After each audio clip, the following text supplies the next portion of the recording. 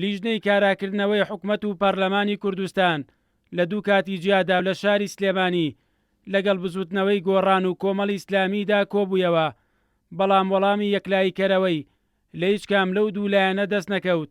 لە یەکەم وێستگەشتدا لیژنەکە لە گردی زەرگەتەوە دەستی پێکردو لەگەڵ بزوتنەوەی گۆڕاندا کۆبوویەوە. بە پێی زانیاریەکانی کورسات نیوز، گۆڕان بەشداریکردنی لە کۆبوونەوەکانی ئایندەدا بەستووەتەوە بە جێبەجێکردنی ئەو بەڵێنانەی کە بۆ ئاساییکردنەوەی دۆخەکە پێی دراوە.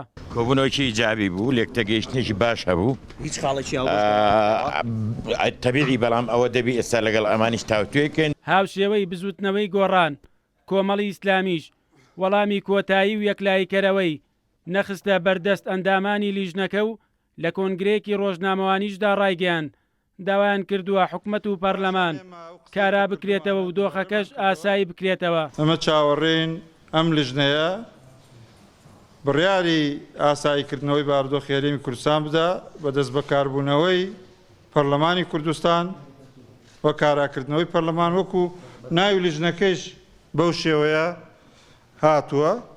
دواتر ئێمە لە خاڵەکانمانە باسمان لەوە کرد کە پەرلەمانی کوردستان دەست بەکار بوویەوە گفتوگۆکان بەردەوام دەبێ و بنەما لای ئێمە دانیشتن و کۆبوونەوە گفتوگۆیە بۆ ئەوەی چارەسۆری قەیرانەکانی کە بکەین. ئیجابی بوو باش بزوتنەوەی گۆڕان و ئەمان و ئێمە و هەموو لایەک هەر لە گفتوگۆی. یەکەم کۆبوونەوە وەڵامی بزوتنەوەی گۆڕان و کۆمەڵی ئیسلامی بۆ لیژنەی کاراکردنەوەی حکومەت و پەرلەمان ئومێدبەخش نەبوو. ڕەنگار ئەمەش هۆکار بێت لیژنەکە بەبێ کۆنگرەی ڕۆژنامەوانی کۆتایی بە یەکەم وێستگەی سەردانەکەی هێنا.